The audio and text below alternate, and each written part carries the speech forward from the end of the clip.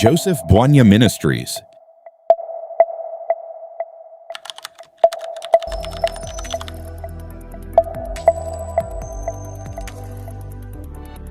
Le Koum au nerf, bien aimé, vous pouvez venir. Par honneur, user des prévenances réciproques. Ayez du zèle. Que Dieu vous bénisse, frère Zoro. Ayez du zèle et non de la paresse. Soyez fervents d'esprit. Servez le Seigneur. Réjouissez-vous en espérance. Soyez patients dans l'affliction. Persévérez dans la prière. Pourvoyez aux besoins des saints. Exercez l'hospitalité. Bénissez ceux qui vous persécutent. Bénissez, ne maudissez pas. Réjouissez-vous avec ceux qui se réjouissent. Pleurez avec ceux qui pleurent. Ayez les mêmes sentiments les uns envers les autres. N'aspirez pas à ce qui est élevé, mais laissez-vous attirer par ce qui est humble. Ne soyez pas sages à vos propres yeux. Ne rendez à personne les mal pour les mal. Recherchez ce qui est bien devant tous les hommes. S'il est possible, autant que cela dépend de vous, soyez à paix avec tous les hommes. Ne vous vengez point vous-même, bien-aimés. Mais laissez agir la colère. Car il est écrit: à moi la vengeance, à moi la rétribution, dit le Seigneur. Seigneur Dieu de gloire, nous avons lu ta parole. L'heure est venue. Glorifie ton Fils, en fait que ton Fils te glorifie. Je ne sais rien, je n'ai rien à parler à tes enfants, mais je crois une chose, que toi tu m'as appelé, que tu m'as donné ce ministère pour l'édification du corps de Christ. C'est pourquoi descends, où est ce ministère, où est mon corps, où est mon esprit et où est mon âme. Et si je parlerai quelque chose selon mes sentiments, que ma bouche ne soit plus ouverte pour le dire. Que toi, Seigneur Jésus, tu parles à tes enfants. Que toi, Seigneur Jésus, tu manifestes ta main puissante. Circoncis le cœur de tes enfants ici présents, afin que tes enfants t'écoutent. Ils sont venus comme ça, pas pour me voir. Je n'ai rien à leur offrir.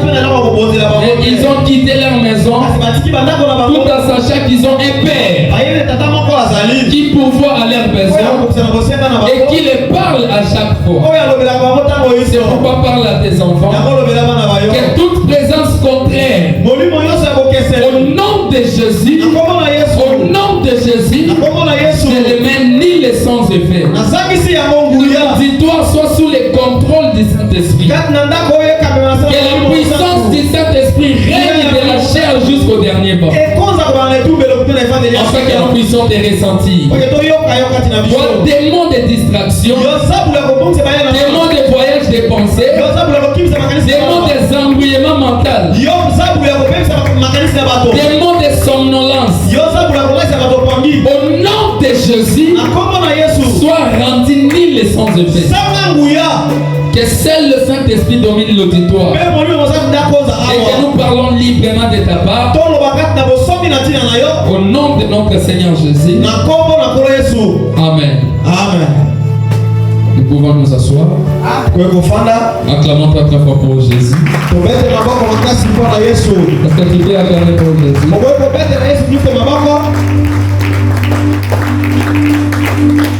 Par la grâce de Dieu, nous allons continuer sur notre sujet. Donc nous avions commencé le vendredi.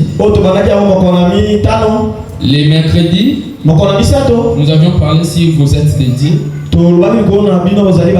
Vous allez en Zambie. Nous avons essayé d'expliquer. Vous êtes dédiés. Du verbe appartenir. Et du verbe être. Vous êtes dédiés. Du verbe appartenir. Et du verbe vous êtes dédiés. Du verbe être. Nous avions vu cela le mercredi.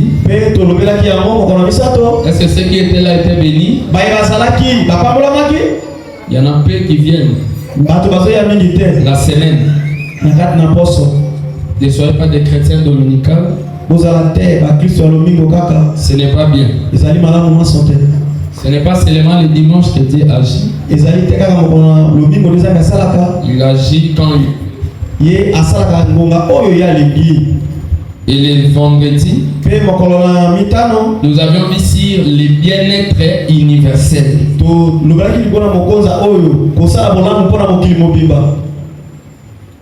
Amen.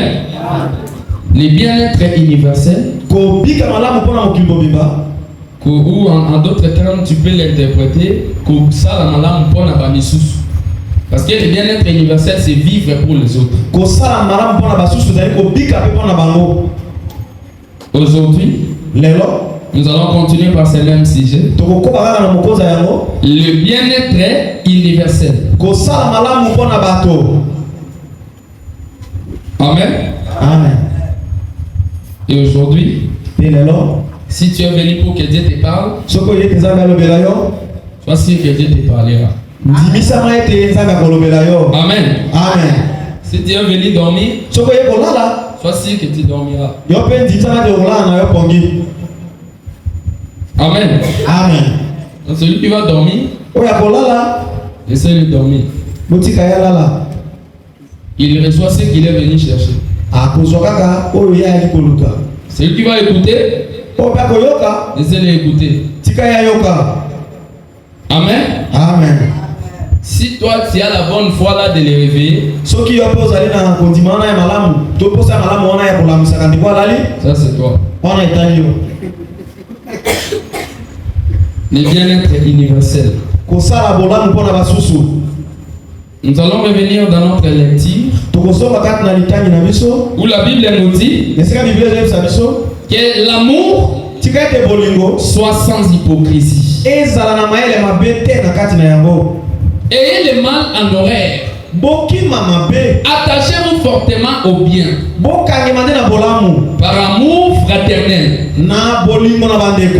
Soyez pleins d'affection les uns pour les autres.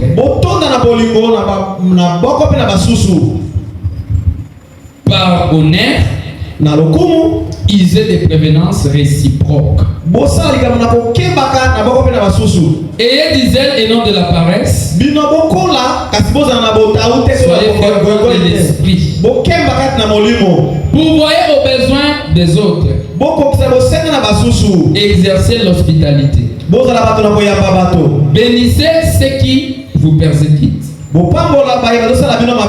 Bénissez, ne maudissez pas. Réjouissez-vous avec ceux qui se réjouissent.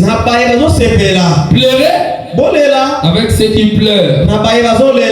C'est ça l'hospitalité. Amen. C'est ça le bien-être universel. Le bien-être universel, C'est-à-dire tu ne prends pas seulement que ta part. C'est-à-dire tu ne fais pas tu fais les choses que toi-même tu n'es pas bénéficiaire.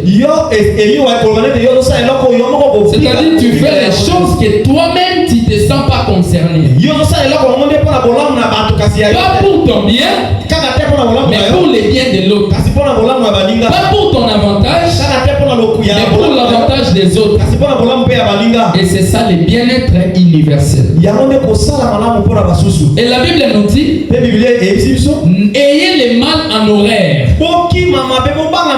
Parce que le mal détruit le bien-être universel.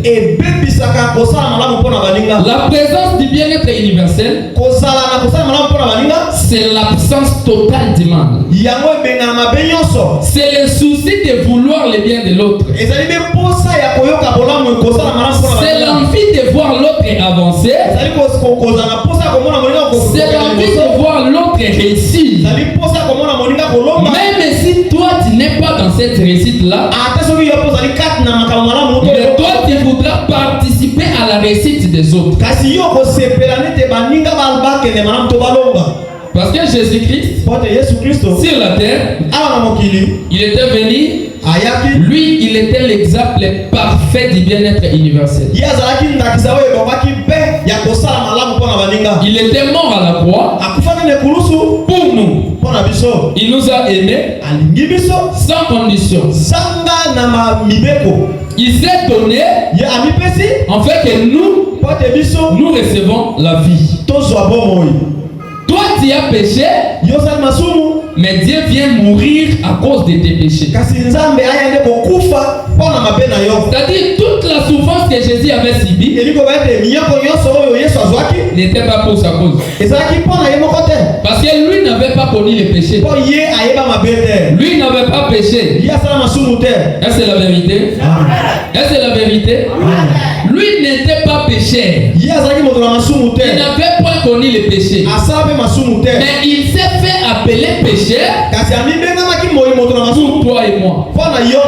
Il n'a pas regardé sa cause. Il n'a pas regardé son avantage. Mais il a voulu d'abord vivre pour toi. Il a voulu subir des peines pour toi. Est-ce que toi, tu peux le faire?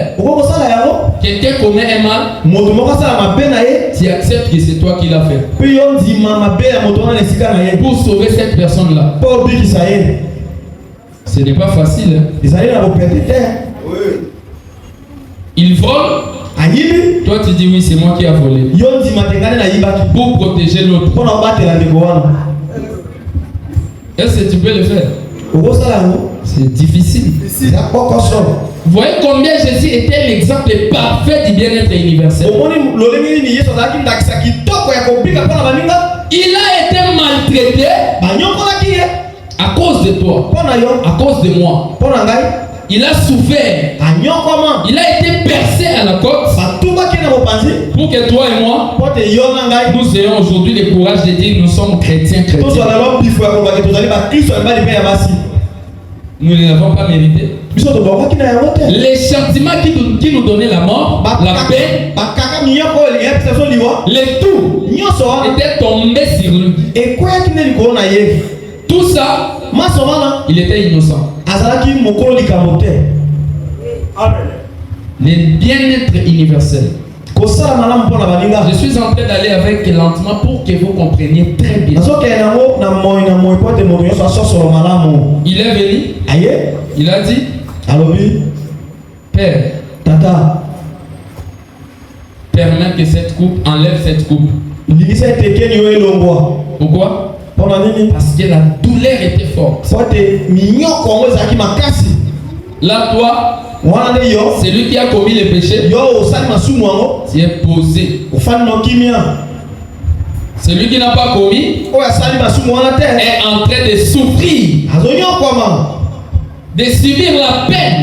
Il a reçu toute catégorie des injures jusqu'à être appelé Belzéboul. Il n'a pas dit bon, je renonce parce que ce n'est pas à moi le péché.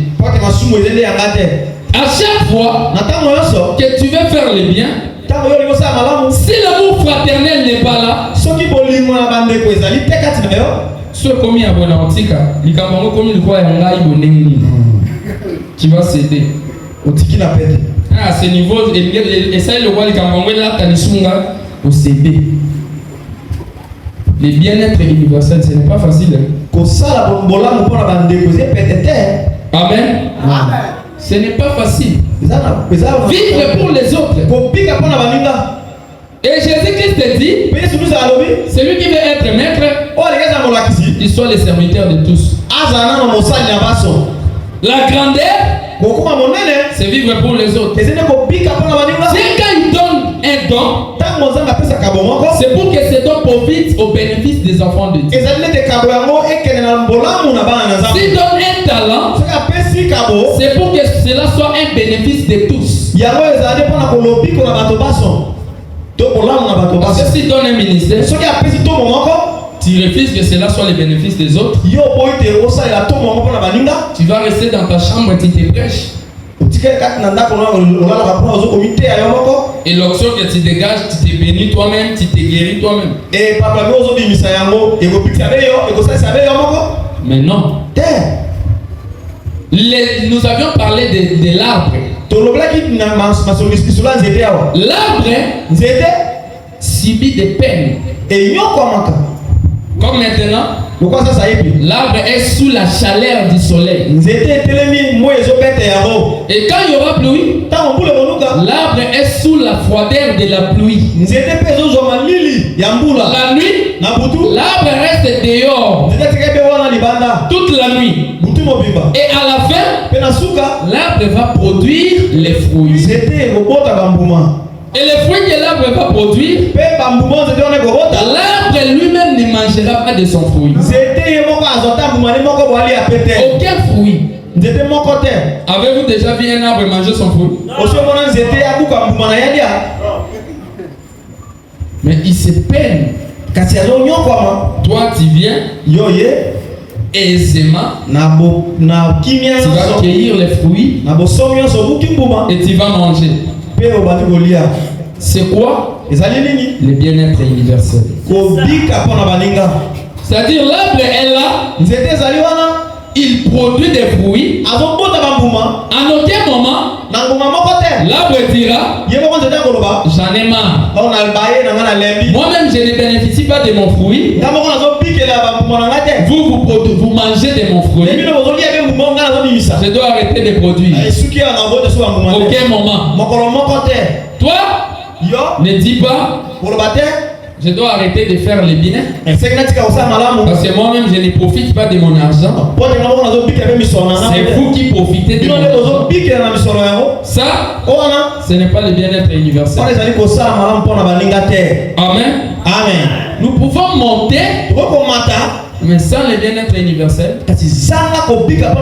il n'y a pas le ciel. Alors, les autres peuvent être choqués.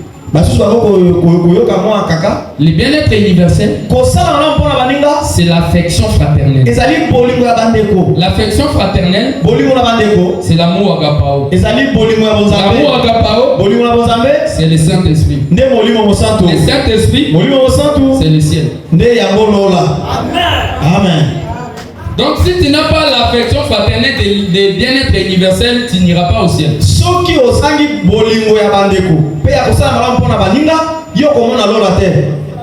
Les autres, c'est les semblants. Parce que la Bible dit que l'amour ne soit pas par hypocrisie. Quelqu'un fait comme s'il t'aime, mais en réalité il t'aime pas. Il veut juste bénéficier de toi pour un service que tu vas lui rendre. Mais il te fait des cadeaux. Pendant ce temps tu crois qu'il m'aime. Il ne t'aime pas. Fais ça parce que tu lui rends service. Et remarquez quand vous serez en désaccord, tu vas remarquer maintenant sa réaction. Les mêmes choses qu'il t'a donné, il va dire ça partout. Moi je lui ai fait ceci, je lui ai fait cela. Est-ce que c'était l'amour? Non. C'était l'hypocrisie. Et la Bible dit que l'amour ne soit pas par hypocrisie. Évitez les va-et-vient. Restez dans l'église. Que l'amour ne soit pas par hypocrisie. Je l'aime. C'est mon frère. C'est mon type. Parce qu'il fait quelque chose pour lui. Le bien-être universel, ce n'est pas faire du bien à celui que tu reçois quelque chose en retour. Quelqu'un que tu reçois quelque chose en retour, tu lui fais du bien, ce n'est pas le bien-être universel.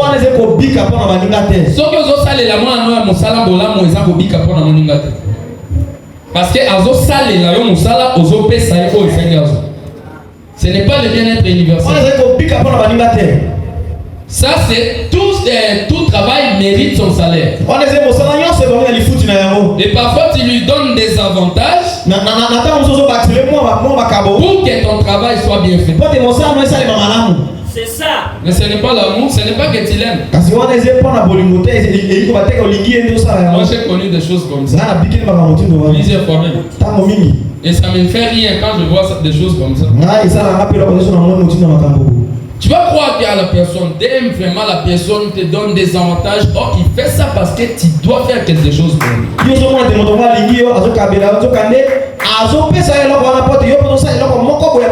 Et quand tu arrêtes de faire la chose, l'amour s'arrête.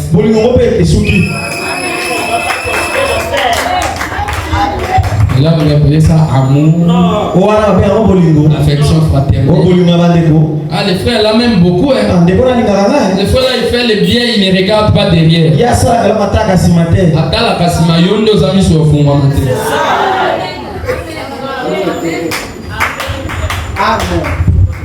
Par amour fraternel, soyez pleins d'affection les uns pour les autres. Réjouissez-vous en espérance. Pourvoyez aux besoins des saints. Exercez l'hospitalité. Bénissez ceux qui vous persécutent. Bénissez et ne maudissez pas. Le bien-être universel consiste à répondre du bien à celui qui t'a dit quelque chose de mal. Quelqu'un t'a mal parlé, toi tu les réponds par amour. C'est ça le bien-être universel. Parce que la Bible dit bénissez ceux qui vous persécutent. Bénissez et ne maudissez pas. Ce n'est pas parce qu'on t'a prononcé une parole toxique. Toi aussi tu dois retourner une réponse toxique. Pour dire que bon, alobela kuna mabe yango na lobela ki pe mabe. Bino nyonso boza mabe. Ya malamu azate. Est-ce la vérité? Est-ce la vérité? Bénissez et ne maudissez pas. Ne maudis pas. Réjouissez-vous avec ceux qui se réjouissent. Nous sommes toujours dans notre verset là. Et c'est ça le bien-être universel. Se réjouir avec ceux qui se réjouissent. Il y a des gens, lui ne se réjouit pas quand c'est l'autre qui se réjouit. Moi, na moninga zu diplôme a boni makelele na mope kwa diplôme. Motema boni atoyebi boni bo makele bo pusama makelele diplôme ngokuna. Bible est le réjouissez-vous avec ceux qui se réjouissent. C'est pela na ba oyo bazo se pela. Autant net c'est na nyaza na baza en fait Maria bona ko san na msale belo yo se pela kana ngamba bani ngate. So pomi ko se pela na makamba bani ngako sa okipe. Bona sani na vandi na ndapa na zangi ya kolia nala ndani asa. Tout wana po se pela na bolamu ngako. Pour ça na yo zalaki abala te lokola bali motema esuki. Le bien-être universel consiste à se réjouir avec ceux qui se réjouissent. Ah c'est webi frana babi a commis DG. Car frana quand oti o le bien na oti te follow ba combien de fois. Finalement la Bible dit réjouissez-vous avec ceux qui se Bible elle veut se pela na baye bazo se pela. Tu ne te réjouis pas de la réussite des autres. Mais quand c'est ton enfant qui a eu le diplôme, on va voir comment tu vas te réjouir comme un païen. Au pote même dans ses anglais, c'est en crise.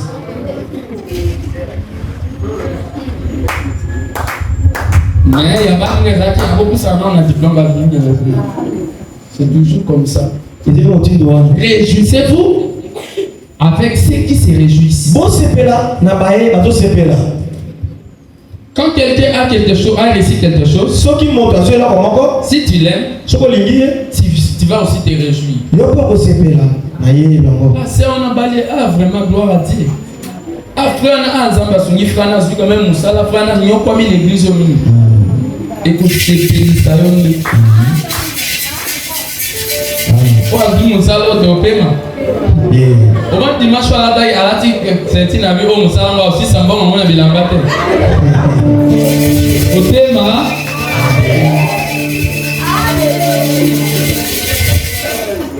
le bien-être universel. C'est ça. Consiste à se réjouir avec ceux qui se réjouissent. Se réjouir des biens des autres. Et la Bible dit et pleurer avec ceux qui pleurent. Quand quelqu'un est dans l'affliction, au lieu de pleurer avec la personne, au lieu de compatir avec la personne, toi tu commences à critiquer. Bon, moi, on peut soit raté diplôme, mais ça a raison. Et vieux, moi, on a oublié qu'à pardon. Je dis que combien de Saint-Esprit va rater diplôme. Et il va à raison. Il voit directement, on est là, il faut trouver la raison pour critiquer. Arrêtez à solo, arrêtez à solo. Non, non. Il s'est bien naturel, tu as vraiment besoin de ça. Je fais maman, il parle à ton mot. Il le va le bâtiment.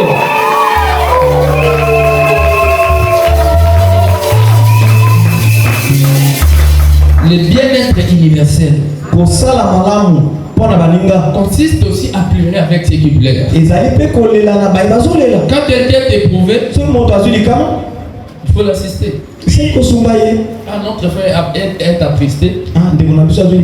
Nous devons l'assister.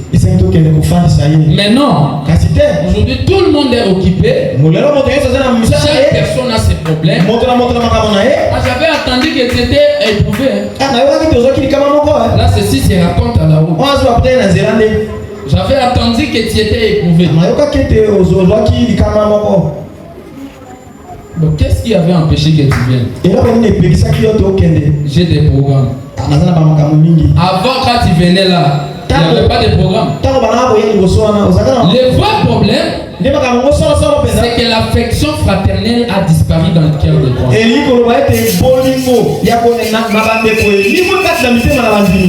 Nous appelons des chrétiens, mais nous n'avons pas l'affection fraternelle. Et sans l'affection fraternelle, il n'y a pas de choses agréables à dire. Parce que le bien-être universel, la Bible dit Réjouissez-vous avec ceux qui se réjouissent. La Bible a dit réjouissez-vous avec votre église.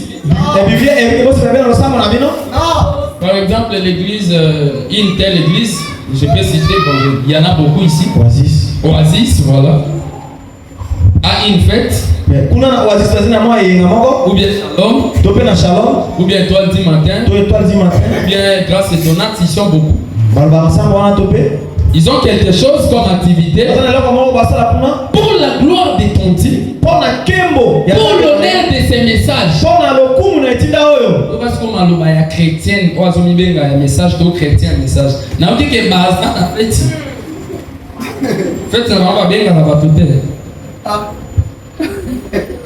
Tant que protagoniste là, quand on est bas tout bas, on va bien quand on va tout est-ce qu'on t'appelle? Il y a votre bateau babou. Au lieu qu'il y a un prima coé. Babé baba.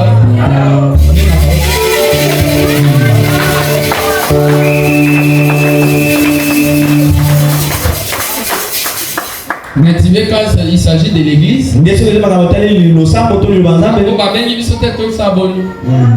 À tout à l'heure, tout le monde pasteur le béni à Cameroun. Donc il faut pour te réjouir, il faut que le pasteur Lobélaman nous se bénisse dans le sous. Mais nous sommes dans la vraie doctrine. D'ailleurs, frère Madame est en train de dire, il préfère même être dans la fausse doctrine et avoir un cœur bon. Que d'être dans la vraie doctrine, mais imiter Mama B. Attends, je vais dire ça. Peut-être que vous pensez que c'est moi qui le dis. Frère Branham dit ça dans la prédication. La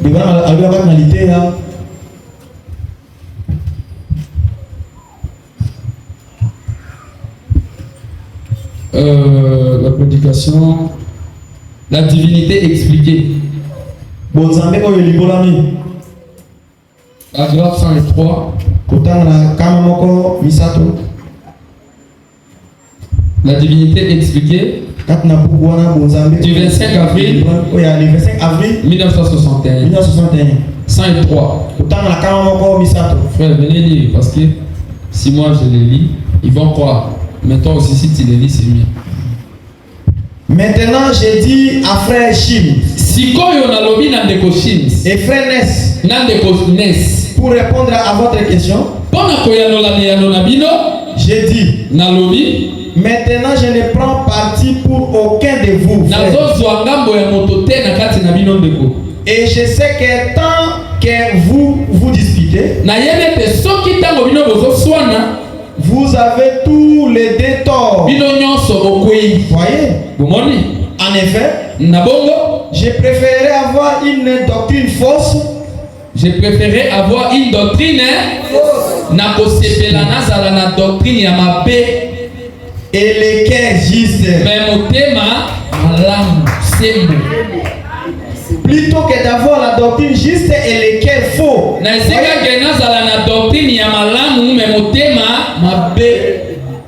J'ai dit, après tout, c'est l'état de votre cœur.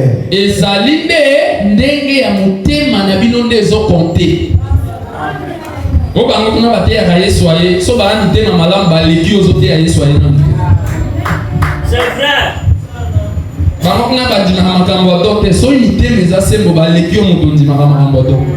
Oh, est-ce que c'est moi qui l'ai dit? C'est le prophète. C'est le prophète. Il a dit il préfère la fausse doctrine avec un cœur juste.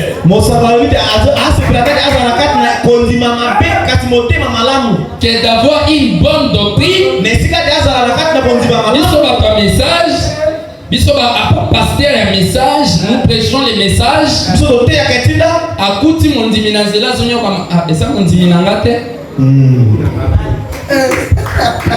Donc toi, le bien-être universel, les gens vont prendre bandimina.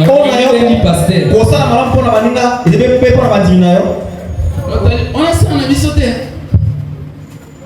Mbangu. Mais ne croyez bien, mais on a pas toi Zacharie. Oh, il faut accepter la vérité. Moi, je n'ai pas accepté la vérité. Moi, je préfère même être Ali mais prêcher la vérité. Je n'ai pas besoin que tu m'aimes. J'ai besoin que Dieu m'aime. On va t'en à terre. On va t'en Eli. On va t'en Eli. On a besoin de quoi ma meilleure qui est dans la petite bataille Eli pour nous soit dans la libongo. Il y a maintenant des clan. Et comme normalement, tout le monde se mabat. Mais on s'appelle bien-être universel. Nous, notre doctrine, Jésus-Christ n'est pas encore fini. Bonhomme n'est pas notre Dieu. Il est le prophète du temps de la fin. Donnez-moi un amen que je prêche. Nous sommes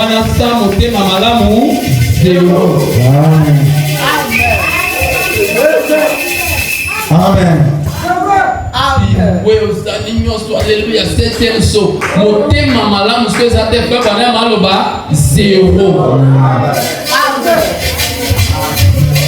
Il n'y a pas de bien-être universel. On a bon comme ça la parole pour la les anité. Comme ça la malamu motema malamu pour la famille na okakate. Parce que quand tu fais à ta famille, c'est normal les familles. C'est normal les bandimina. Mais Jésus ne voit pas bandimia église na église. Amona kande bana na e o bazimo limu na e na motema aza na bereo aza na gemena na zomo aza na bangi baso tozali bota moko.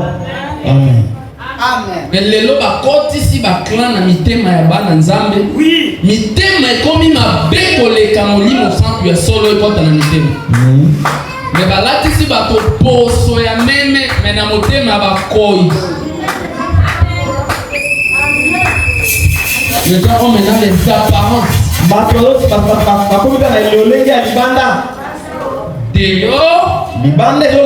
C'est les frères. Le message. Shalom. Vous allez où?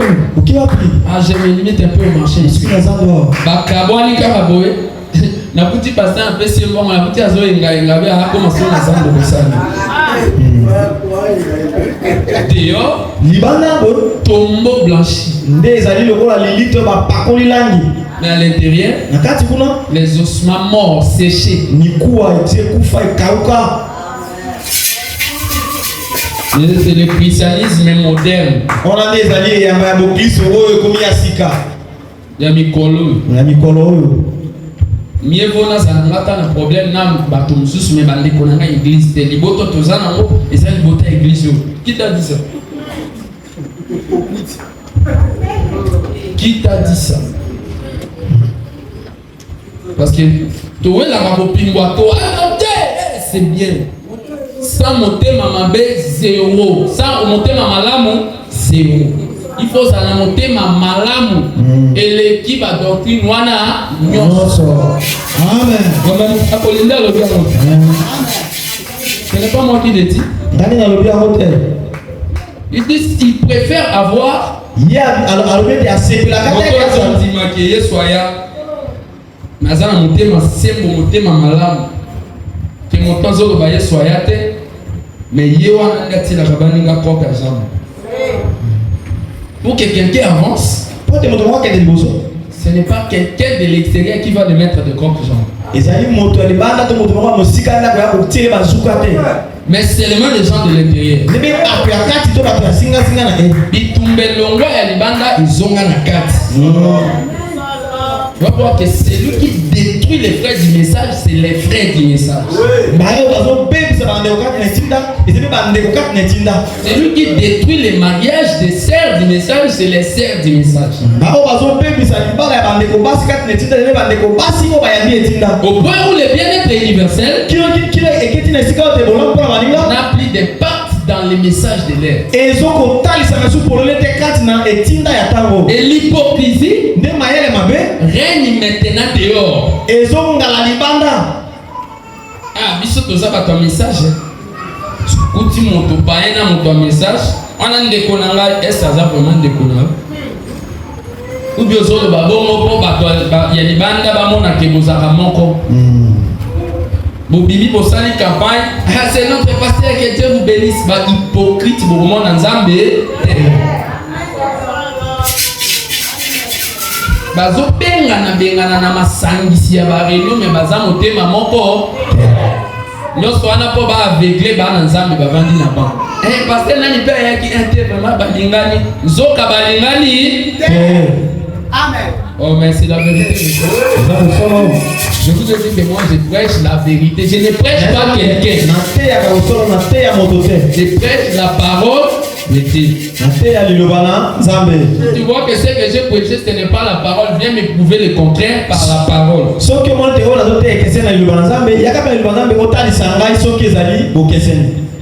Là c'est la vérité. Le bien-être est universel.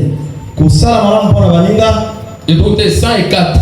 Yoka nakama nakama mini 104. Qu'est-ce que le prophète dit? Et j'en fais une pratique de savoir ceci, que si un homme, peu importe ce qu'il fait, et combien il en est désaccord, et ce qu'il dit de moi, si dans mon cœur, pas juste par des voix, mais de mon cœur, je ne peux pas aimer cet homme autant que j'aime n'importe qui d'autre. Alors je sais qu'il y a quelque chose qui ne va pas ici. À l'intérieur. Vous voyez? C'est vrai parce que peu importe.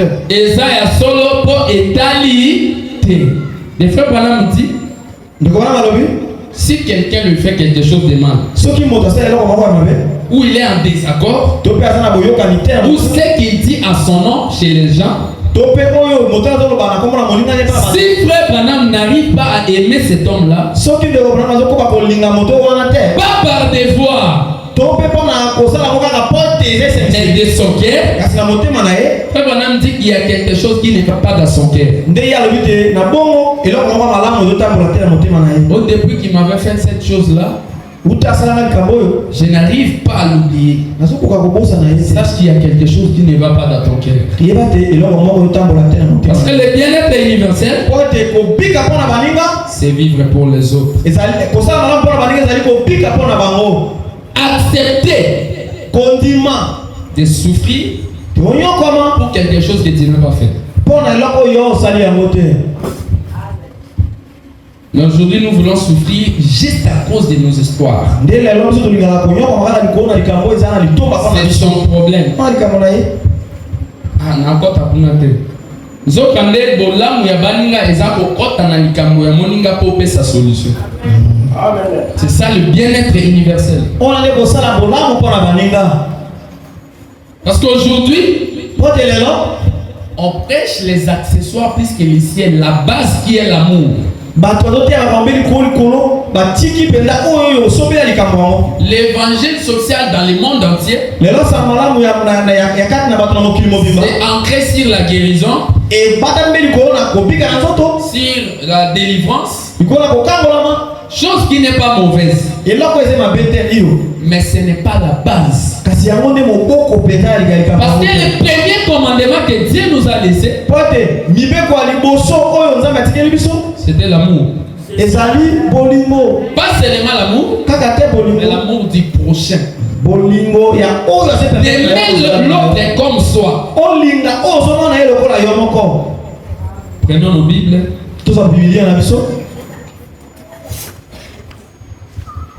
Matthieu 22. 36.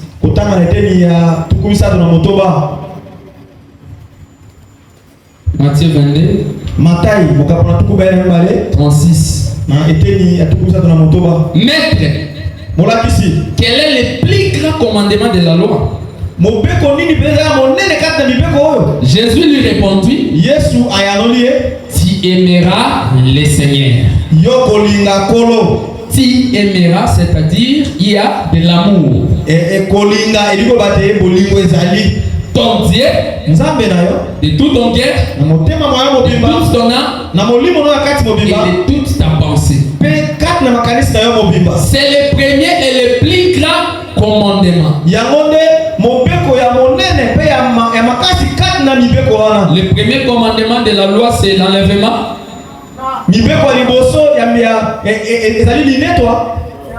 C'est le sexe.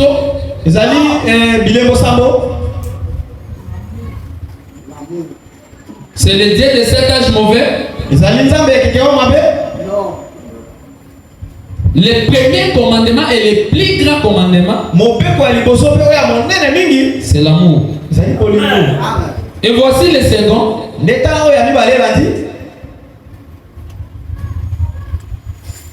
Qui lui est semblable. Voici le second qui lui est semblable. Tu aimeras ton prochain comme toi-même. C'est ça. Imaginez ndemo milingaka wana. Ndemo lingaka mafuta si la te wana. Ndemo lingaka provision si la te. Olinga moninga mobomo. Amen.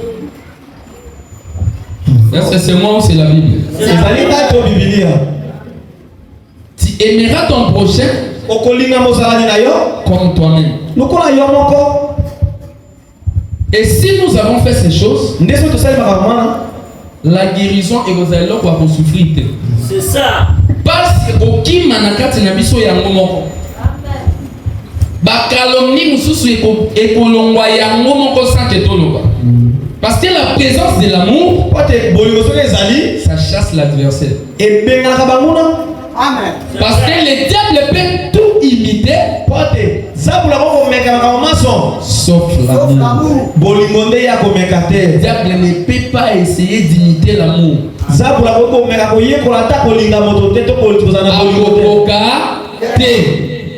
Est-ce que c'est la vérité? Amen. Maman n'a qu'à namona neti komi lokoso moni langa ameka ki bolimango komeka na profite l'autre classe ayo kama ke fana sani na mwana komi sa esclave dai bana na ku moko ba benga na bango ameka ki bolimango komeka. C'est la vérité. Amen. Maintenant kosunga na comme osunga zomo na ngalo kwa zoba osunga qui est par bolingo to osunga qui est par mono le cause danger si osunga mono zoba sunde nini siko linga mono ne danger ate aba nokumbo na mapeka asunga kanga asunga bolingo ya hypocrisie. C'est la vérité. Bato ingrat kosungo to sunga bato mais osungi bango suka baba wana olingi nini susima kosunga olingi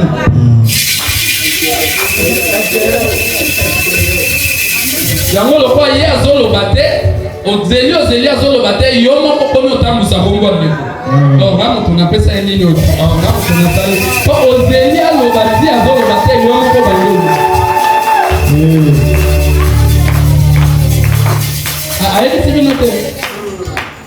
Oh.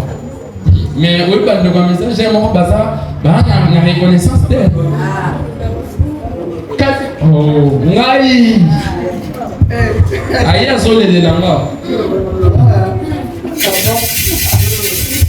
Ça va bien, on est pauvre, il y a dans le temps, on a pour que yende. On dit qu'on doit place ya Gambi. Nesika kumisa yo, akumisa nde Nzambe. Bon Nzambe nde asimbi motema naona hypocrisie na yo kosunga. Oh, mais c'est la vérité. Toi zaki yo kandengo ebike na sima opesa merci to lunga kopesa te. Mais Nzambe asali kopesa na ko atonyongi na sima Nzambe alekisio na kanala na posunga. Amen. On est bien comme ça. Dieu est comme ça. Après ça, il se l'a oboyi mais il y a ça l'issue à mon asima pour accomplir des œuvres pour la main. C'est comme ça. Sonaye baka trop tard. Zamba n'ingato sabo mo pamwa na sungama. Amen. Amen. Est-ce qu'on peut avancer? Est-ce qu'on peut avancer? Et voici. Ne faites rien par esprit de parti pris. Philippiens chapitre 2. Philippiens chapitre 2. Verset 3. Ne faites rien par esprit de parti pris ou par vaine gloire. Ne faites rien par parti pris. O sunga po pasteur amona ke sunga ka. O pesa kaka soki pasteur azali o pesi.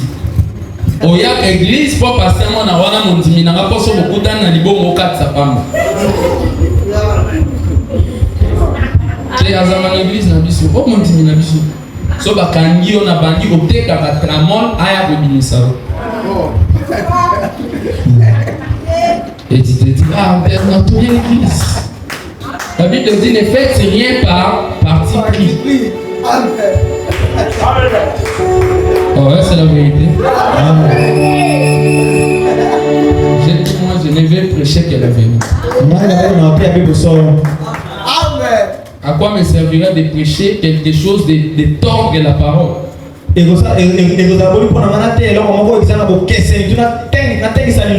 Pour te plaire. Na yo na nzambe na sepelisa na. Soki nzambe sepeli wana ne bien. So yo sepeli te. C'est maso zakati na on ya mabende zo sepela. Mais moi na nzambe nyonso o azmo ami yo ki aza concerné en location na nzela repentance. Donc so sepeli te kalinga te. Amen. Est-ce la vérité? Amen. Est-ce que vous comprenez cela? Ne faites rien par esprit de parti pris ou par vaine gloire.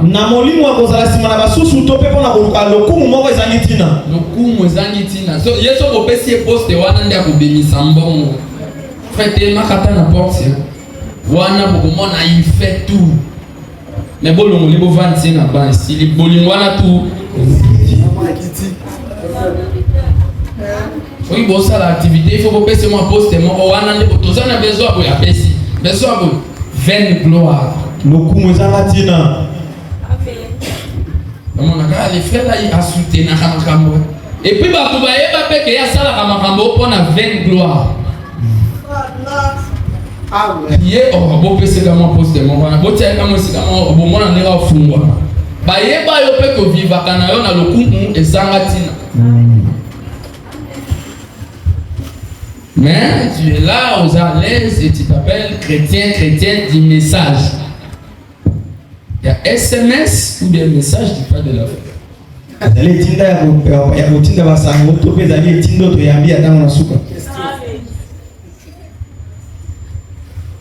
Ne faites rien par esprit de parti pris ou par vaine gloire. Mais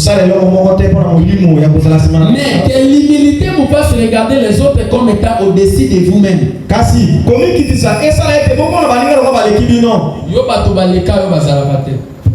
Le bien-être universel consiste aussi à aimer celui qui est au-dessus de toi.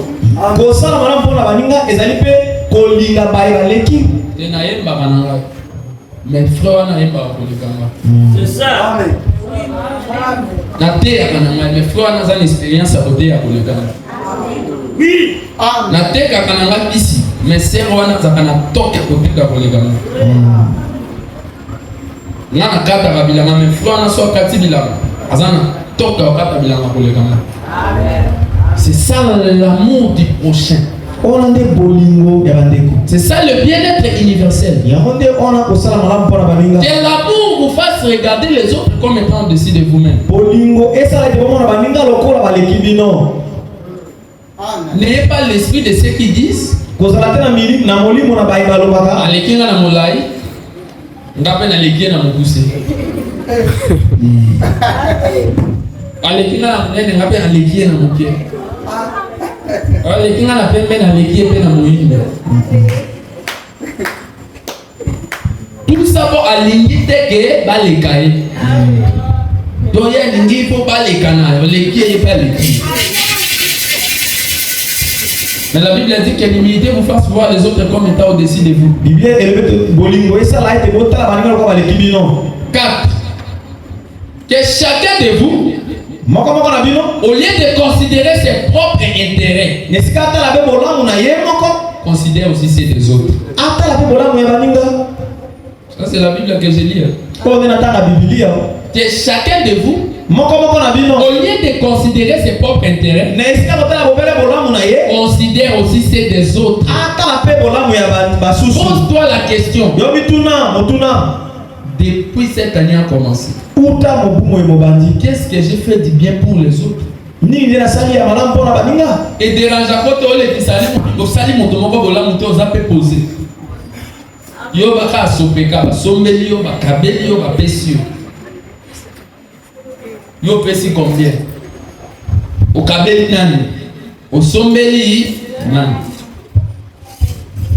Yo sombeli la kate au pesa kato kabeli la kate. Yo za lo la réservoir aux zoakaka.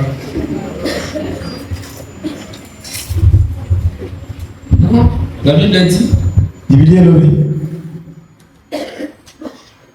Ne considérez pas seulement vos propres intérêts. Considère aussi ceux des autres. Parce que toi tu peux être un canal que Dieu peut passer pour aider un enfant de Dieu.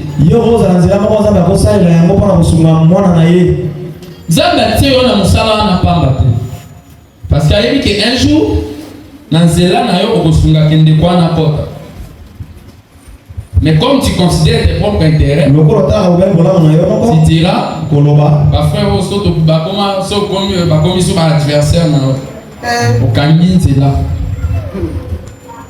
écoutez, Joseph, s'il avait ces guerres-là, il ne pouvait pas plaider pour la cause de ses frères. Bateau basala qui est mabé, mais Atali a le non.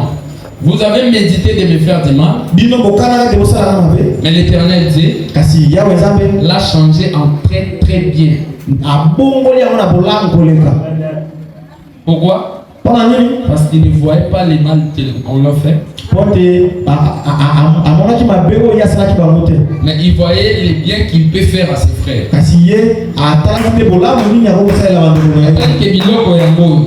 Provision ya ngo ngai pende na porte na ngo. Ndeko na ngaba kufanza jamais. Amen. Il faut na plaider pour la cause na ngo. Combien bazana ba tout mais bangi ba porte ba frère té. Au côté ça déjà frère combien ba baby ça. On ba frère ba comment les leçons côté ba baby si est-ce qu'en réalité ba frère nyo so ba baby ça. Et puis comme tout n'a fait ba frère tout ba baby c'est outil na ba frère to na yonde le fali que ba frère ba baby ça. Au côté de ba frère les leçons comme ça sur bango aux hommes di mo pété na ba pagan au port aux até na misala ya ba pagan.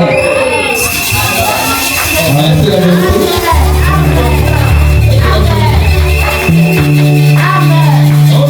Au cas droitive. Au point comme ma frère, ma frère. Posez-moi ma frère, n'est-ce pas? Vous voyez, moi, si n'est pas ça, et ça m'a passé. Quand on a posé la place, on a des colonnes, moi, si on a des signes. Ah, bah, c'est dans la bangade, on a passé à terre. On a ça, on a battu les bandes. Pose à peu moto, et les bandes. Au sample la randée na biso nous avons notre banda. Koza moto alibanda ezaleli bomo ezakati na yo. Ezanda ko ya mabaya oto. Ya mwana moto alibanda continuer ko engager bato alibanda. Comprendre na biso. Donc ça biso te ba frère ba baby saka ba sœur ba baby saka te frère. Tika ko baby sa réputation un message. Ce qui fait moi pas ça là ma qui si te ba frère nyonso bazana.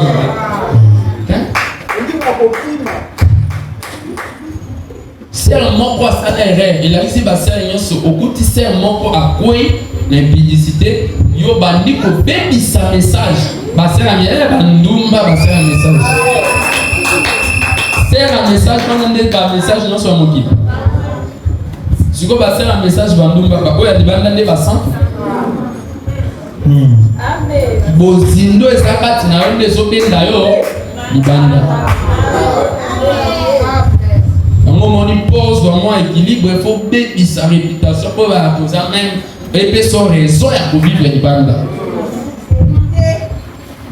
C'est la vérité. C'est la vérité. Que chacun de vous, au lieu de considérer ses propres intérêts, considère aussi ceux des autres.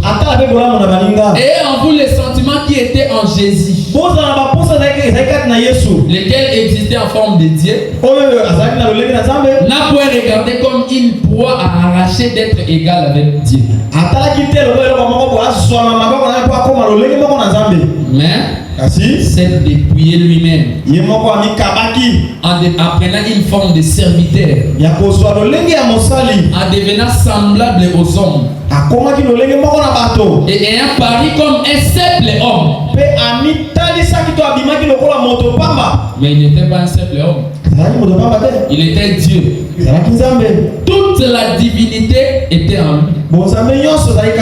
La plénitude de toute la divinité habitait en Jésus corporellement. Est-ce que vous le croyez? Amen. Et quand il est parti, sachant que nous devons attirer, il a dit, vous êtes les sels de la terre. Si le sel perd sa saveur,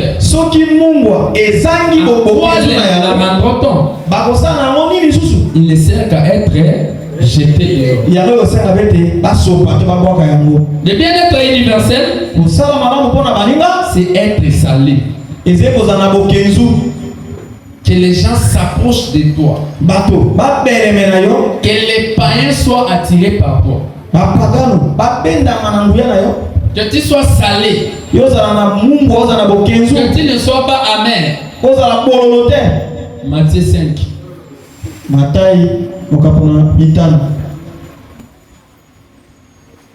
Matthieu 5.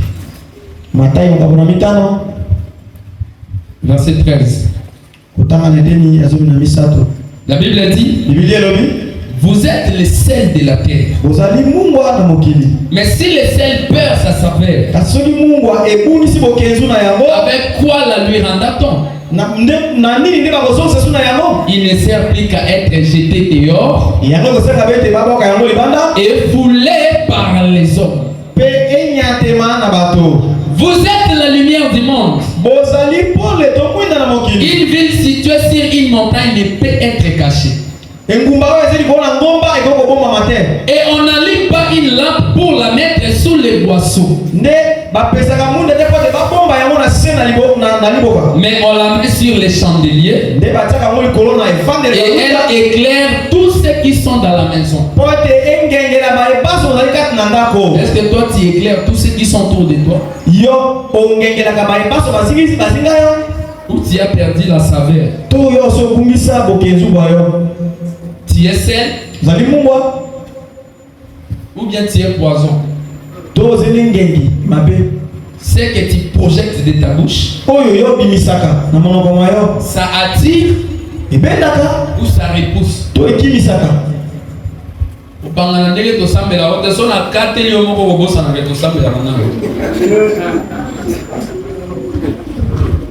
Comment on a zoba son ensemble?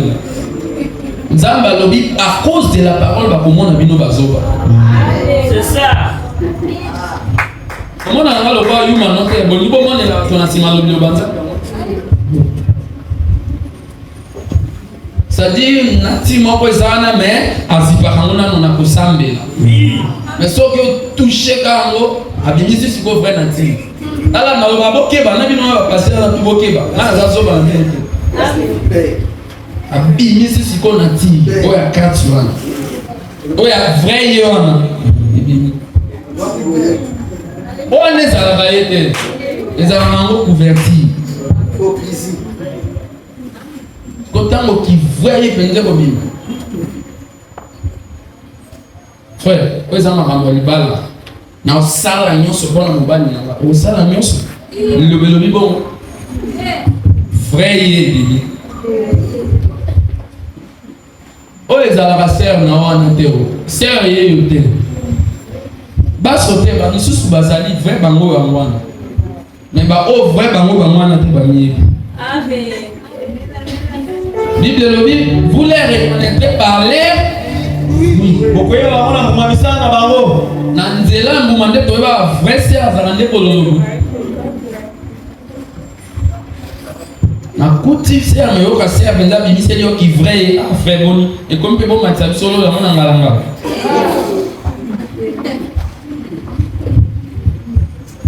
Vrai c'est bini. Est-ce que vrai yo yo? Amen. Ni tout na le vrai yo yo. Ou bien vrai yo azali. Amen.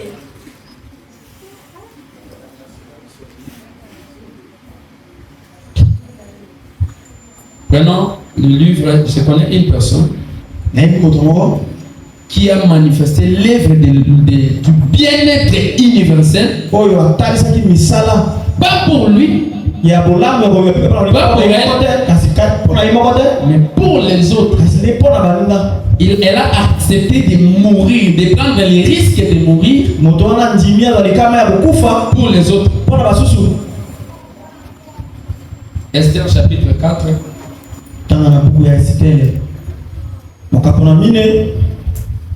Le verset 15.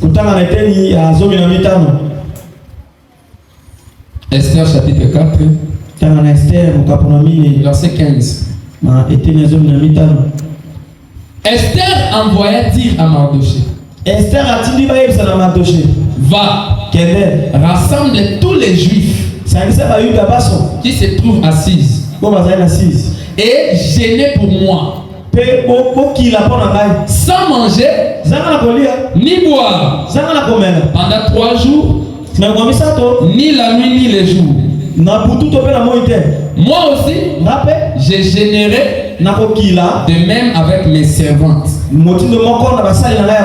Puis j'entrerai chez le roi.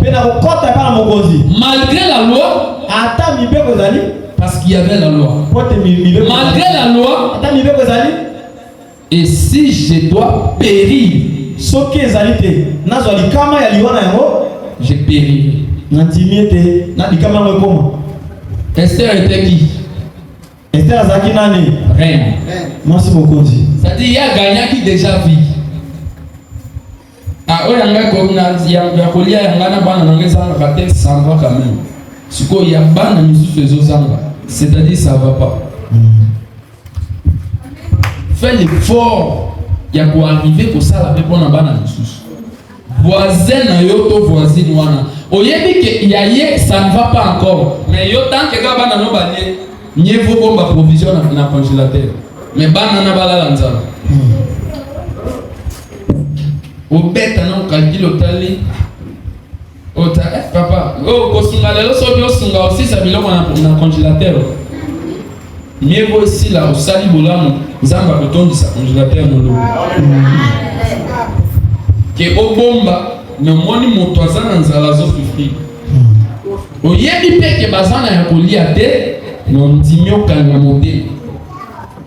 Pourquoi? Parce qu'il n'y a pas le bien-être universel. L'affection fraternelle a disparu.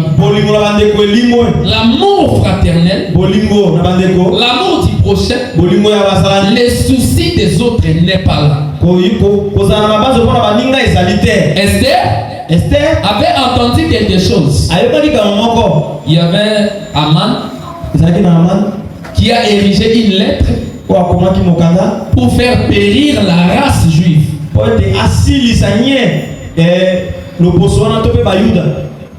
Esther, quand elle a entendu cela, elle a dit non. S'il s'agit de moi, moi je n'ai pas un problème. Moi je suis la femme du roi. Mais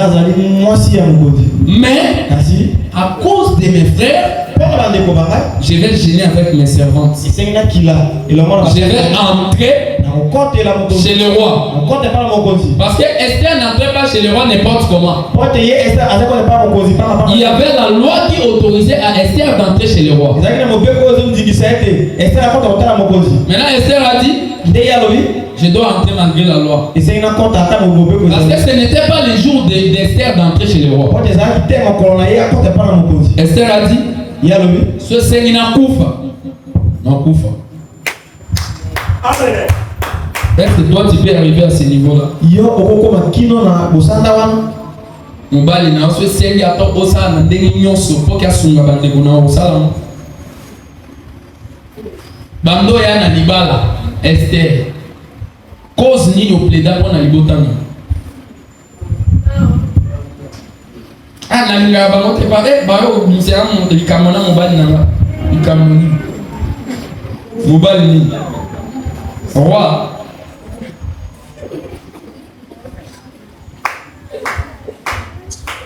Parce que Esther était déjà bien. Esther avait tout. Elle était reine avec des servantes. Oyebi ke mobali no sana mbongo me olobaka te po sunga bandeko na o mona peza ndenge bandeko no bazo souffrir. Na kombo ka okota libala. Tana ndenge oye munene na mupini. Ndaba ko sepelama.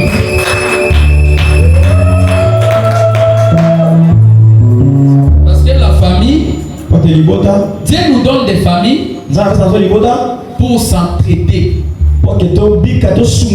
Ayebi tina teki yo na libala wana po ngonga moko ko plaider po mobali no sunga bandeko na. Yo kota loko zanga na nzala kala omi pesa tala bilna asa okuiso nini obosa na bandeko. Amen. Aso kipena bandeko bayo bibi seloni bala pamba.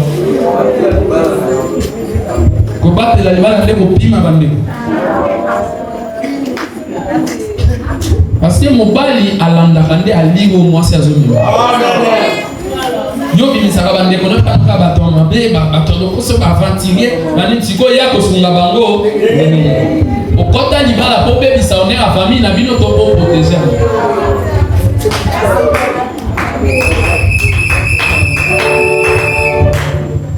Parce que Esther avait protégé l'honneur de sa famille. Esther a pas dit le coup moi libota na ye. Je ne peux pas faire périr ma famille. Nako tika libota na ye kufa te. Mbongo tika kyo anakozwa ngo kaka. Ata ce sengi galo belanga mabelo belanga kaka ko tika leki na kufa na hôpital. Amen. Ozi opesi aye obomba te loba vérité. Nazwa kimbongo na leki ba makile sila te na pesi. Si fois boma. Akoboma yo pe. Mais mobali na fanya na sola na ina no yo moko nde mopimi ozobimisa mobali na mopimi pamba. Parce qu'il y a beaucoup de femmes babimisa mibali na bango bapimi na mabota nzoka bango moko nde bapimi. Est-ce que yo tuna dienda bo? Nazela na mobali na loya mobali ayo yebisi agangi ni okuta. Bon de kono bikambo ko falo so na yo expliquer nga. Aya ngaka kama kamboneso avanga sana tu na ina bonus.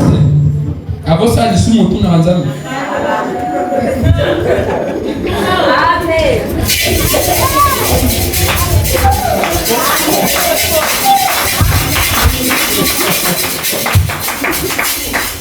Moi aussi, j'ai généré de même avec mes servantes. Puis j'entrerai chez le roi. Malgré la loi, et si je dois périr, je périrai. Esther chapitre 8, verset 3. Puis Esther parla de nouveau en présence du roi. Elle se jeta à ses pieds. Elle plaira. Elle le supplia d'empêcher les effets de la méchanceté d'Aman.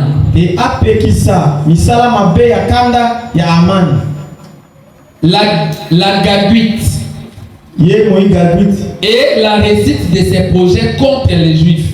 Le roi tendit les spectres d'or à Esther, qui se releva et resta debout devant le roi. Elle dit, si le roi trouve bon, si j'ai trouvé grâce devant lui. Écoute la parole que Esther disait au roi. Si le roi trouve bon, et si j'ai trouvé grâce devant lui, malobanini Esther azoyebisa mokonzi. Amen. Esther aye so ezaki bandeko nyonso ngaka oyo ifo sunga bandeko na ngai ayaki bongo. Bala mosusu bapimaka yo mpo monoko na yo eza mabe. Oyebi ndenge akosenga te osenga mobali lokwa moningana na lokwa lekena. Oza nde impoli. Sikoyo moto impoli bakabelaka ye te. Yango bandeko no basufu mpo na impolitesse na. Parce que Esther a dit, si le roi trouve bon, et si j'ai trouvé grâce devant lui, si la chose paraît convenable, regarde comment Esther, moi si oye bandengeni nyolobela mobali kwa sala. Soki oyebi to ko souffrir nini. Olobaka sala kate, olobaka sala kate. Bon nini osala neti eza to libale eza ya biso mibale. Zoa kasi. Quand ça m'a bon on approche de lui ça passe. Et comme ni so ya bande kono sali o bande na lobaka to na ndenga na mobali bia binisi pression. Wana fois ça féminin. Attends na plus sauter.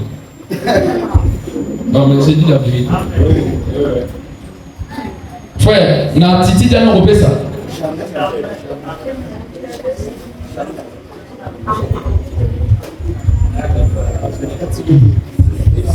Et si j'ai trouvé grâce devant lui, si la chose paraît convenable au roi, et si je suis agréable à ses yeux, qu'on écrive pour évoquer les lettres conçues par Aman,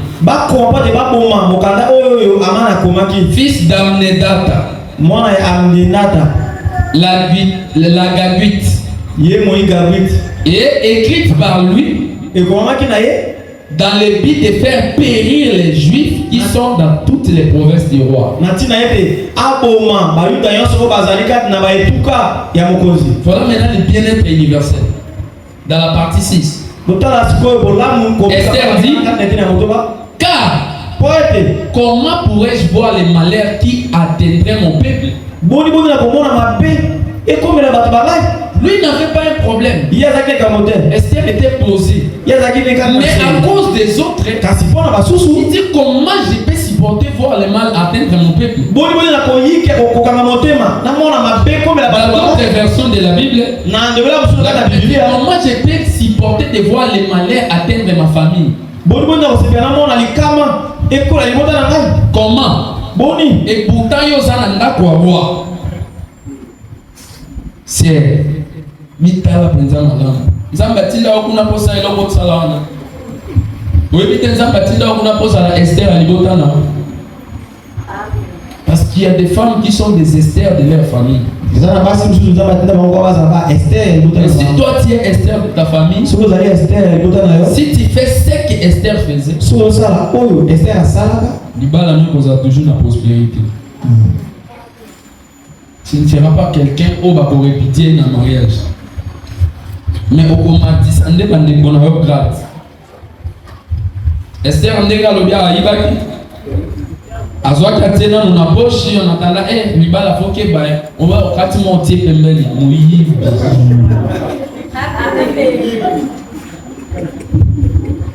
Tu peux battre ton kana mouiller vite. Il y a un moment ici, va rappeler.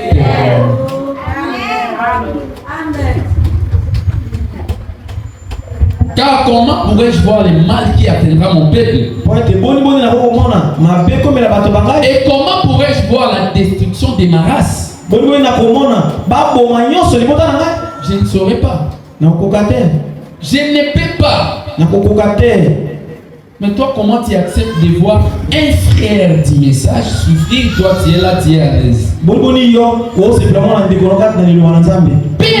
les raisons. Comment tu te sens bien au monde de Konao Penza et Tina Natamu Nasuka Zonyo kwa mayosa à l'aise? De quoi belle nanda kuti à ta frère mon quoi qui est au tala et bino tout occupé. Si ba pagan no kutunde ba eko assister mais to mi bengi tango ya kana porte église nde kona biso vraiment ko la pambola yuzana kolo d'abord. Est-ce que vous en avez un kolo? Numéro 1. Kolo eza Yesu Christo. Kolo pambola yuzana kolo. Po misalo zo sale za ya kolo te. Esa kaka bonjour. Ozana kolo te frère. Ozana kolo te sœur. À un moment on doit ajouter certaines choses. Parce que le message, ce n'est pas une formalité. Et tu ne sais pas comment on va créer deux mots, mais frère, na pongo te. Dans le vérité,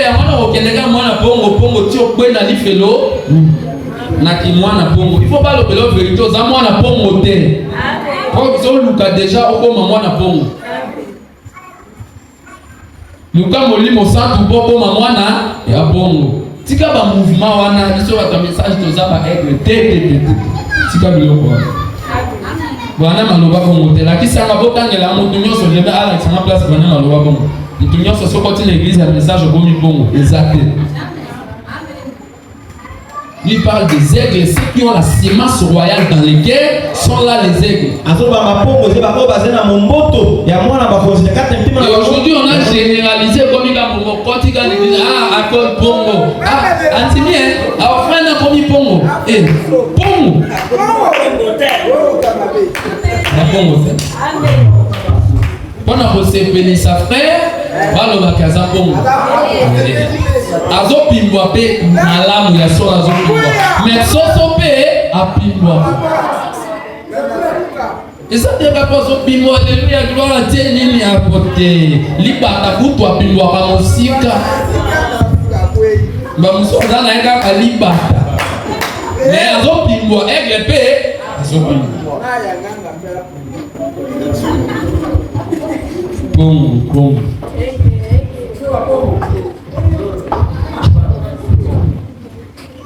le roi Agiris dit à la reine Esther et aux juifs Mardoché, voici, j'ai donné à Aman, j'ai donné à Esther la maison d'Aman et il a été pendu au bois pour avoir étendu la main contre les juifs. Vous voyez là où la liste d'Esther a ramené. Esther a pris la cause du bien-être universel. Mais la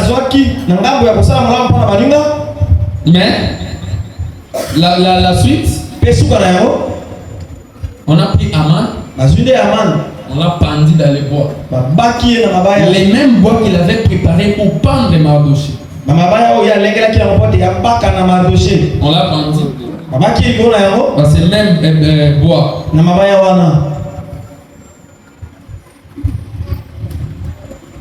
Est-ce qu'on peut continuer? Amen. Et nous allons voir ce qui fait que cela n'arrive pas. C'est les manques d'affection fraternelle. S'il n'y a pas l'affection fraternelle, il n'y a pas le bien-être universel.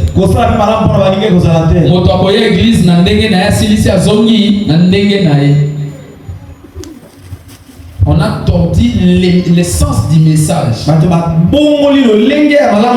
veut ramener la civilisation dans le message.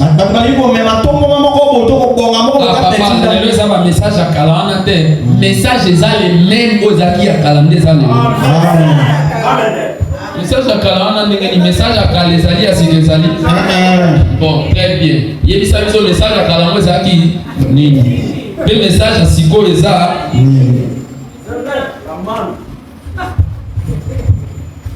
frère premier ministre un message à Kalawana message aux autres ezaka o ya Kalawana vous avez un message en voulant couper sa message à Sika bolingo limwe na mitema bandi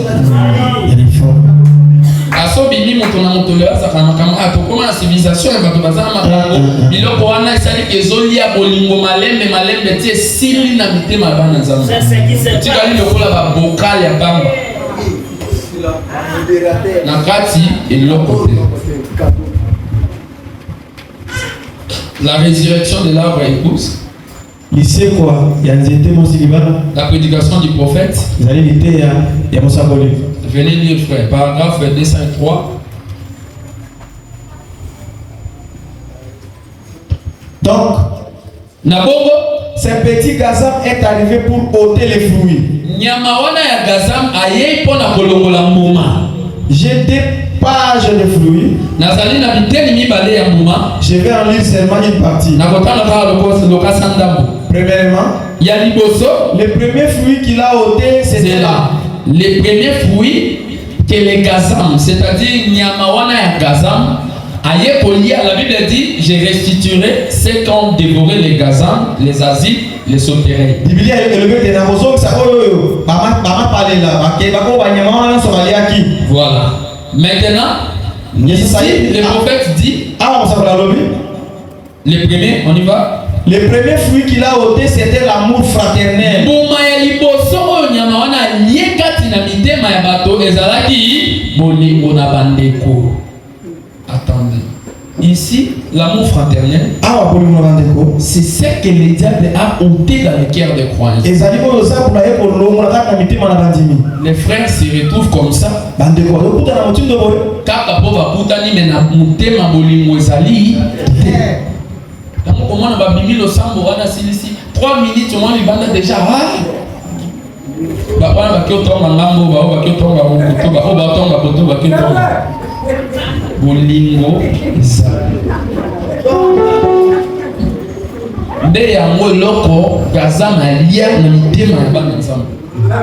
Premier fruit que les gazam ont enlevé, ont tué, c'est l'amour fraternel. Sinon on allait passer du temps ici. On va dire, on se voit des fois seulement une fois le dimanche. Les autres peut-être n'ont pas le temps dans la semaine. Celui-là dira, ah mon frère, ça fait toute une semaine je ne vous vois pas. La maison ça va? Les enfants la santé. Ah mon frère, comment les témoignages et tout, ils voient ceci, oh ma soeur ça va. On allait passer du temps ici. Et c'est ça la beauté du message du temps de la vie.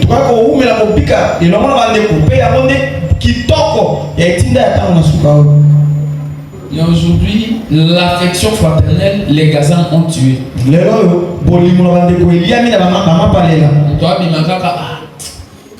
Azana nous-mêmes dans l'église, mais on raisonne de l'Ibanda. Si go, le roi de la vanne peut pas nous avons distraction, mais bango te belé, après ça va m'aider. Ok. Bamisou soupé après ça quand même bamisou mbote. Elles sont là, surtout les sœurs. Après ça comme que toi t'as les après ça comme que toi zombie. Mais bozo mona bo ke baté. Akoki même kopesa na ye. Mais kopesa yango. Ya liboso apesi azotala c'est bon très ami ça to batiri le ngabe ya mine azomisi no. Ko wana hôtel de Bendel. Parce que amour fraternel,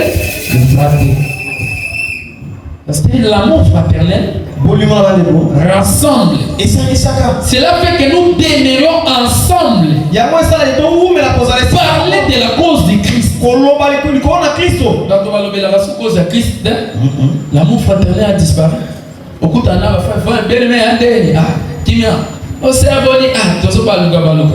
Au comment Kaïn a mis baluka.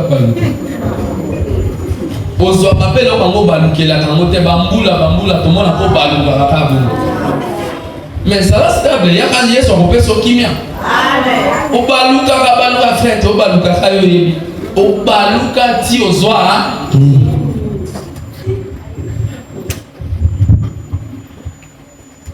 C'était l'amour fraternel. On y va? L'une des choses qu'il dit tout de suite. Et l'autre, oh, ils ont beau masikoyo. Lisez bien. L'une des choses qui dit tout de suite l'église. Et Salimoko na biloko oh, ils ont beau ma lo sambo. Ça c'est le prophète qui le dit. Manque d'amour. Kosanga bolite kotika la ba vite. Pour qui tu es tonda, il faut bolingo za na kata lo sambo. Bolingo ko sala kende kwa na yete olanditi ah bien mais dans mon autre place non vraiment tirer qui vite ça un problème problème ni frère. Alors nanzela ta ya pour réconforter à cause de makasi ah bien mais nende to solitaire na ya na zuma makasi. Ndeko monde ba bisiko ekotonda. C'est vrai. Amen. Oui. Soki bolingo ezate ekotonda te. Tozaka église ba mogigi ba yeba biso ka bongo. To changer ka ba plafond ba ventilateur.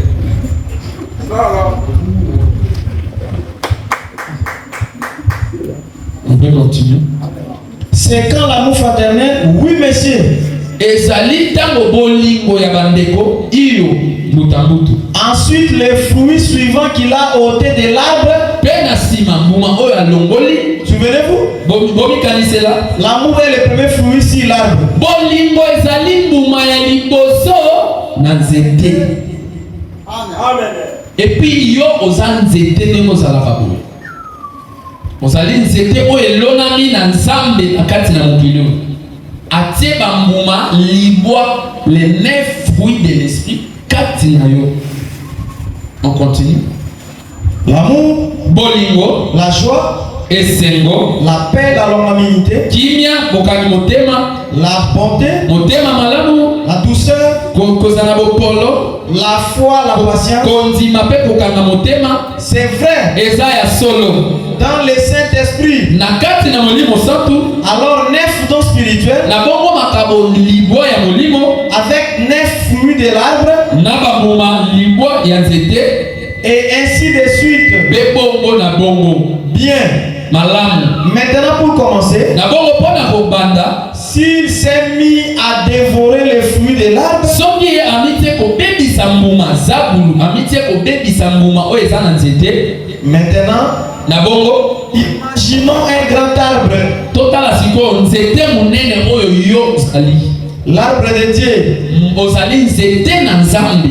Il porte 9 dons spirituels. Ozali na makabo libwa ya molimo. Ozobikisa babeli. Il parle en langue. Bazoloba na lokota esika.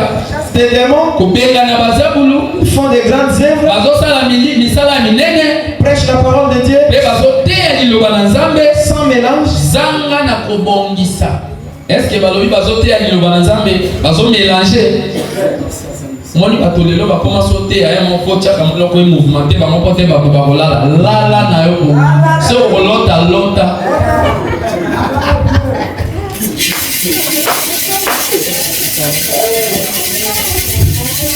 On ne va pas mélanger la parole pour nous ça. Non. On ne va pas mélanger pour tout s'ébelliser jamais. Ils font des grandes œuvres. Bazo sala misala ya minene. Oui. Et prêche la parole de Dieu sans mélange. Bazo te ya liloba na nzambe zanga na kosangisa. Et puis aujourd'hui, les gens n'aiment pas la parole sans mélange. Balingi tango zoteya ozo parler sur péché, il faut parler sur grâce. Non. Quand on parle de la grâce, on parle de la grâce. Quand on parle du péché, on parle du péché. Moko elongola mosusu. Oh frère, il est écrit, il est aussi écrit. Les ânes, il est aussi écrit mon côté dans la Bible aux zones d'Imisanasum. Il n'y en a pas. Auquel il est écrit qui ont favorisé Masum Wizate. Pour ça, la prostituée arabe elle était sauvée. Yos arabes. Yos arabes. Non, moi, si nous ne parlons pas, qui m'a coloré, c'est yo, on parle de ma colorée.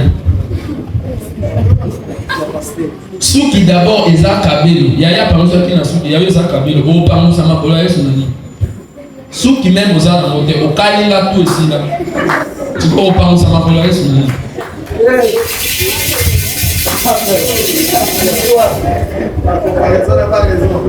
Oui, la comparaison n'est pas raison.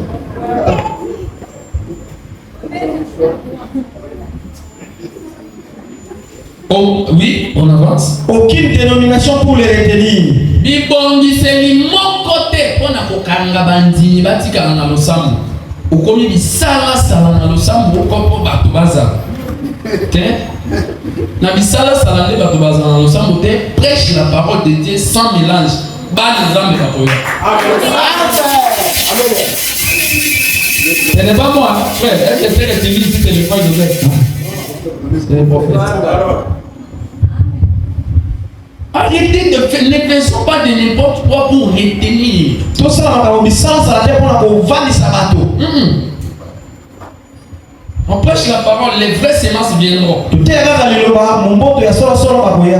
Ceux qui baillent c'est normal.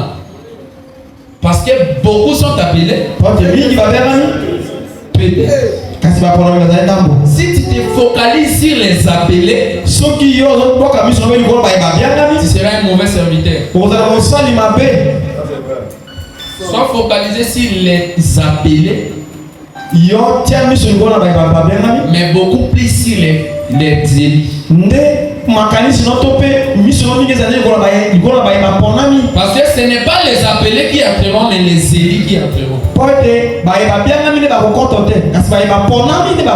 C'est pourquoi il y en a d'autres qui font tout et ils remplissent des églises. Ils ont des églises de 20 000 personnes, mais la majorité sont les appelés, mais les élus peu.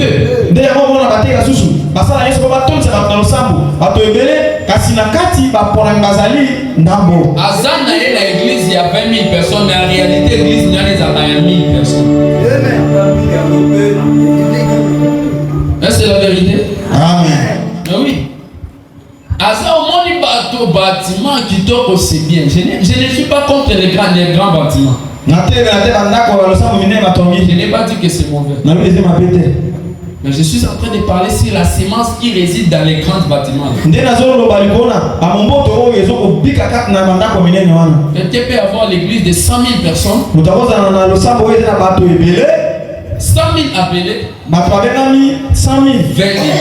Quand il y a l'église de 100 personnes, 50 élus ou l'église. C'est ça. C'est vrai.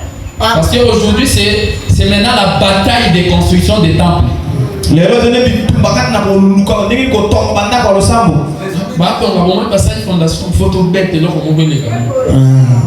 Ouais, ça c'est quel esprit? J'ai animé par le diable.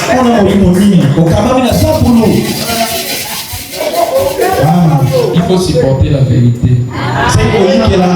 Aujourd'hui, ce n'est plus la bataille des âmes. C'est la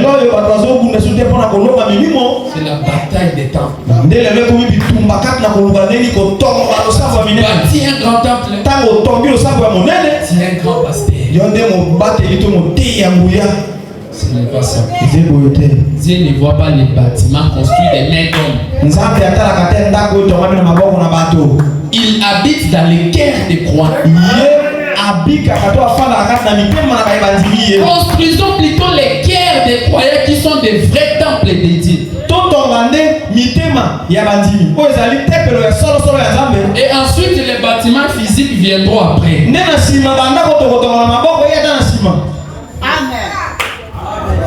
Là, c'est la vérité. Amen.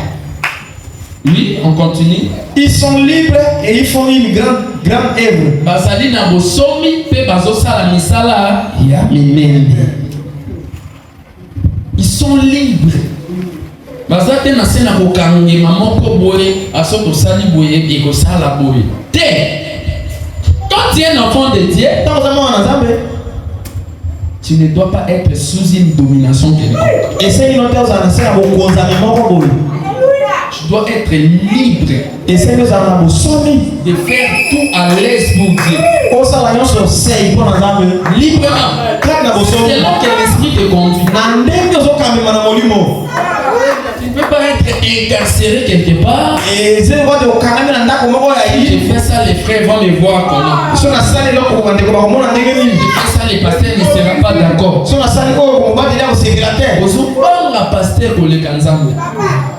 C'est ça la religion aujourd'hui dans le monde.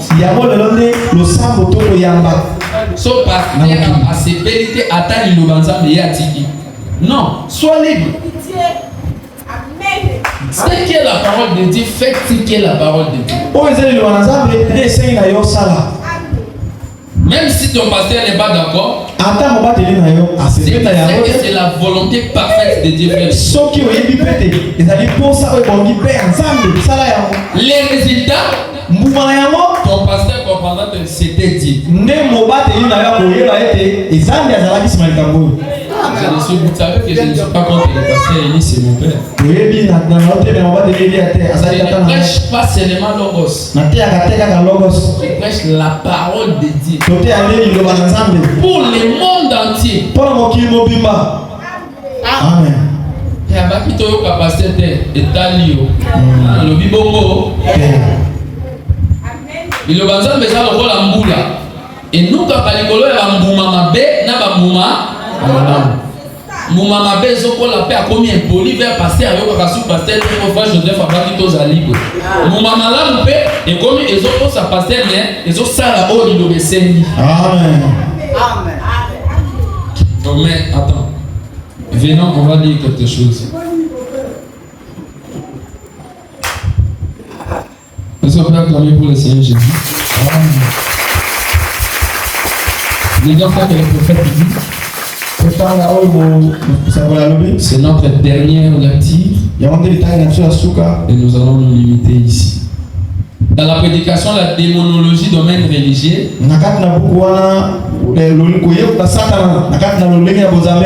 paragraphe 65, qu'est-ce que le prophète dit? Si je regarde ici et que je vais chercher du blé, c'est ça, non? Le blé. Je rapporte du blé, mais les mauvaises herbes, c'est tout attaché ensemble. Elles vivent dans la même pluie qui est tombée pour le blé. Et la pluie n'a pas été envoyée pour de mauvaises herbes. Comme je prêche là, je prêche les âmes.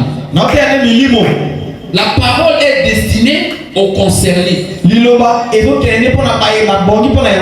c'est comme une pluie. Il dit la pluie n'est pas destinée aux mauvaises herbes.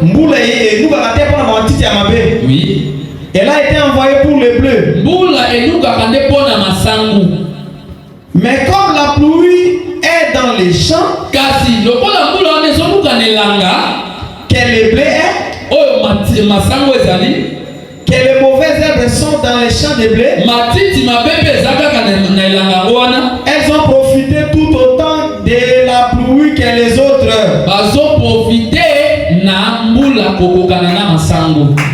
Amen. Comme nous sommes là, il y a les blés, il y a les mauvaises herbes. Parce que nous sommes maintenant dans la religion où tout est permis. Où toute personne est enfant de Dieu. Nous sommes ici, j'ai des élites devant moi.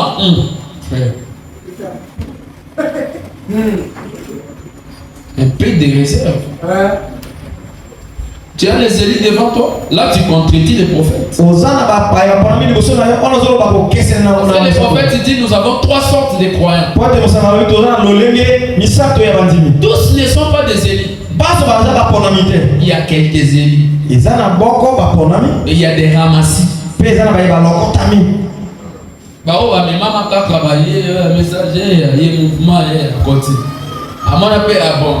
C'est normal. Mais Asa sémence prédestinée. Il n'y a aucune église qui n'a que des élus. Non, ça n'existe pas. Toutes les églises ont trois sortes de croyants. Les vrais croyants, les semi-croyants, les soi-disant croyants.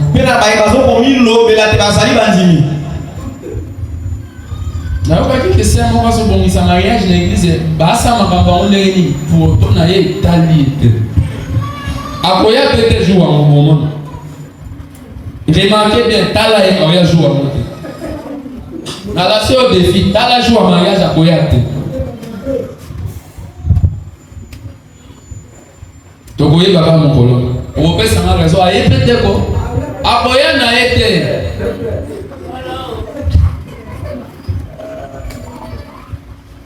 Elles ont profité autant de la pluie que les autres. Et la même pluie qui a fait vivre les blés a fait vivre la mauvaise herbe.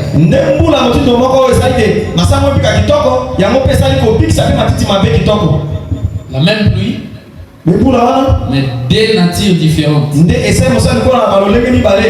Mais toi aujourd'hui, sois Esther. Zala Esther pour ta famille. Vivez le bien-être universel. Toi aussi frère, sois Joseph pour ta famille. Vivez le bien-être universel. Tu veux aller de l'avant? Sois petit. Tu veux être le maître? Sois serviteur de tous. Tu veux beaucoup gagner? Donne plus. Tu veux recevoir? Donne. Tu veux gagner? Fais gagner les autres. Et par là, Dieu sera d'accord avec nous. Nzambe a récompensé toujours bato mitema malamu. Amen. Motema malamu efutaka toujours. Amen. Ne te fatigue pas. J'en ai trop fait de bien. Je commence à voir comme si maintenant on commence à abuser de mon bien. Que la douleur ne te change pas l'état de ton cœur. Continue à être la bonne personne. Que les déceptions ne te changent pas la décision de faire du bien. Que les erreurs du passé ne te fassent pas détourner les routes du bien. Continue à persévérer dans ton bon cœur. Le bien que tu fais aujourd'hui, Dieu te le payera. Il peut te le payer après 10 ans. Il fait un bien, tu oublies, mais lui va le payer. Si pas toi, tes enfants vont le payer. Il y a des biens que tu peux faire, toi tu ne bénéficies pas, mais tes enfants seront bénéficiaires. Mephibosheth était bénéficiaire du bienfait de son père. On l'a cherché, on l'a pris là-bas dans l'anonymat. On l'a ramené à la table des rois. Les bienfaits que tu fais, David l'a dit. J'étais jeune, j'ai vieilli, je n'ai jamais vu un juste abandonné, ni sa postérité mendiant les pains. Moi je suis témoignage vivant de ça. Mon père a servi Dieu toute sa vie. Je suis sans père, sans soutien familial. Mais je suis licencié. Comment? Je ne sais pas. Je vis chaque jour comment? Je ne sais pas. Je voyage comment? Je ne sais pas. Parce que je sais que le Dieu qui a servi mon père Père ne nous laissera jamais pleurer ni manger les pains. Les biens que toi aussi tu fais, tes enfants ne seront jamais les mendiants. Tes enfants ne seront jamais rejetés. Ne te dérange pas si toi-même tu ne bénéficies pas de ça. Il y a des autres, ils sont venus sur la terre. À part Solanzela, comme ils sont les calibres. C'est ça. C'est vrai. Maintenant, si on a mon tour face à Solanzela, on a l'ibota pour les la Amen.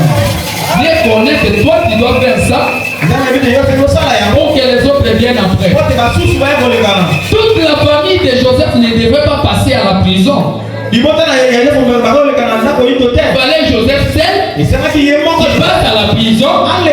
Il souffre pour que ses frères passent au biloko. Si Joseph y va au sala boue, mais les sous sont des babosos. Le bâtiment on a tout bénéficié de ce qu'on bénéficiait de ma descendance n'a pas bénéficié. Côté parce que tout le monde a flou. Continue à faire les biens. Dieu est en train de garder ça. Dans sa judiciaire. Ça c'est l'enfant de qui? L'enfant de telle sœur. Oh, yaka a recommandé au balamoko. Là, on a eu et football. Quand tu fais quelque chose, quand tu fais un bien-être universel, ça revient toujours par toi. La Bible dit jette les verres dans la mer. C'est là que tu retournes. Ça va te retourner dans beaucoup de manières. Dans plusieurs manières. Toi-même, tu ne connais pas. Parce que des fois, tu es affaibli. Ne prends courage. Tu avais laissé les péchés. Mais pourquoi tu es rentré dans les mêmes péchés là? Tu avais laissé la haine. Pourquoi tu es rentré dans ça? Parce que l'amour fraternel a disparu. Pourquoi cela a disparu? Parce qu'on t'avait déçu à l'église. Non. Ne te fatigue pas. Tu n'es pas une victime de la guerre. Tu es un soldat, un héros en formation. Tu es en formation pour la vraie personne que tu es. L'âme est foutaka toujours. Et dans la base, reconnaître la moto de yo continuer pour ça là, pour l'âme. Ce qui est dans ma foutie de ces kanzambe. Komita la kaka yote. T'as que des gens dans ce qui n'a bénéficié de. Elle n'a pas pouvoir bénéficier si madame. Et c'est ça aussi le bien-être universel. Tu souffres, c'est les autres qui sont bénéficiaires. Mais je te rassure une chose. Une couronne te sera réservée aussi. Et le Seigneur bénisse sa parole.